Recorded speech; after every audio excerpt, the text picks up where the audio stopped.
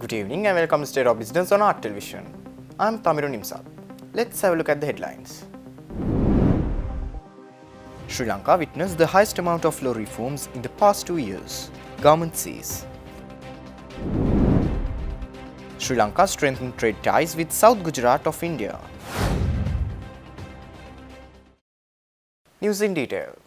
Secretary to the Minister of Justice, Prison Affairs and Constitutional Reforms, M.N. Ranasinghe said that in the period from 2022 to 2024, Sri Lanka's legal landscape saw the highest number of law reforms. He provided a detailed overview of the ministry's achievements and future plans at a press conference held at the Presidential Media Centre earlier this week. Since 2022, 59 legal reforms have been approved by Parliament, 29 in 2022, 17 in 2023 and 13 in 2024. Efforts are also underway to digitize all courts in 3 phases, supported by the European Union and the United Nations Development Programme. The number of Supreme Court judges has been increased by 14 after 42 years, allowing for more cases to be heard simultaneously. The ministry also claimed strengthening alternative dispute resolution methods with a 70% settlement rate, gaining international recognition.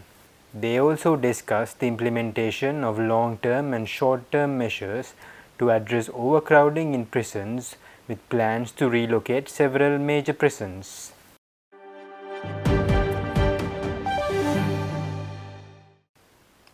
The Ceylon Chamber of Commerce signed a Memorandum of Understanding with the Southern Gujarat Chamber of Commerce and Industry, setting the stage for enhanced cooperation and growth between Sri Lanka and South Gujarat, India. Established in 1940, SGCCI is a significant force in promoting trade, commerce and industry in South Gujarat. With direct engagement with over 12,000 members and indirect ties to more than 200,000 members through 150 associations, SGCCI plays a crucial role in the region's economic landscape. South Gujarat's vibrant economy makes it India's 8th largest city and Gujarat's 2nd largest, boasting the highest average annual household income in the country and virtually zero unemployment. The MOU was signed by Secretary General and CEO of the Ceylon Chamber, Buonekabahu Pereira, and President of SGCCI, Ramesh Wagasia. This partnership, facilitated by the Consulate General for Sri Lanka in Mumbai, aims to boost trade between the two countries through trade fairs, delegations, business networking events and training programs.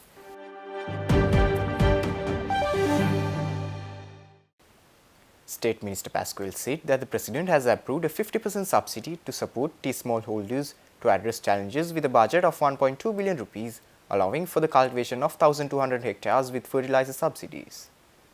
State Minister for Social Empowerment Anupa Pasquale said this, addressing a press conference held at the Presidential Media Centre recently. The State Minister reiterated that the government's reform agenda is receiving broad approval from the majority of the population, despite some individuals maintaining unrealistic mindsets.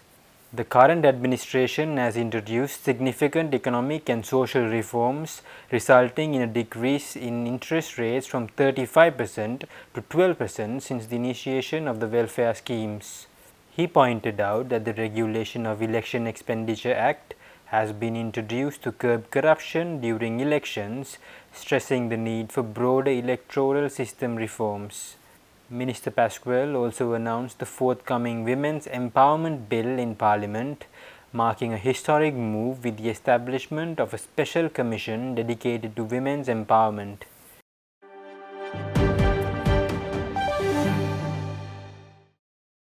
Stay tuned. We will return after this short commercial break.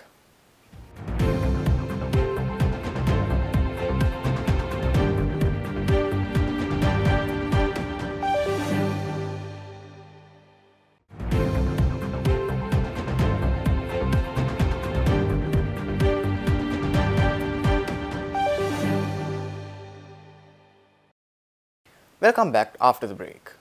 The Wetland Link International Asia-Oceania Summit was officially inaugurated in Colombo this Monday and will be concluded tomorrow. This summit brings together over 100 delegates from 16 countries including Sri Lanka, India, China and Australia to discuss wetland conservation and sustainable management. The Wetland Link International Asia-Oceania Summit featured discussions on balancing economic growth with environmental protection, a crucial topic in today's world.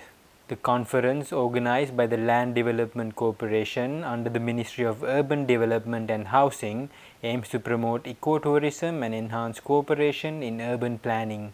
The main venue, Desaru Park, is a key wetland centre in Colombo, providing education and promoting ecotourism. The official inauguration was graced by Prime Minister Dinesh Gunawardena and attended by Executive Director of the Ramsar International Institute of Southeast Asia, Su Naseg O, and Minister of Urban Development and Housing, Prasanna Ranatunga. Speaking at the event, Prime Minister Dinesh Gunawardena said that wetlands will play a major role in promoting ecotourism in urban environments in the tourism-dependent South and East Asian economies. The Premier also noted that Desaru Park in the heart of Colombo will help propel ecotourism within the country among both local and foreign tourists. Tourism has emerged a key sector of national economies in our region that can contribute to achievement of a range of important global goals. The theme of the first Wetland Link International Asia-Oceania Conference, Wetlands and Wetland Centers for Ecotourism, is more relevant to the mandate and efforts of the government towards sustainable development. Most importantly, wetland parks play a crucial role in promoting ecotourism in an urban environment. This Desaru Park, one of our achievements for whole of Asia and for the international that we are building today, being the main wetland center in the city, is indeed an inspiring focal point to gather and implement actions on wetland conservation and deliberate on related matters such as application of modern techniques, technology, communication, education, participation and awareness of resident communities. This will eventually open new ventures for ecotourism among both local and foreign tourists.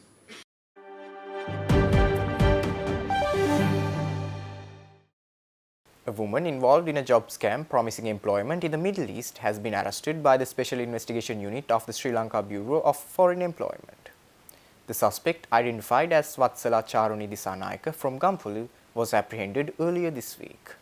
Disanayaka had reportedly taken money from individuals with the promise of securing jobs in countries like Qatar and Dubai, but failed to deliver on these promises. The Bureau received 7 complaints against her, revealing that she had defrauded over 4 million rupees. Prior to this, the Gampala police had also filed cases against her. The Sri Lanka Bureau of Foreign Employment urges individuals seeking foreign employment to verify the legitimacy of the agencies or individuals they deal with. This can be done by checking if the agency is registered and licensed through the Bureau's website at www.slbfe.lk or by calling the hotline 1989.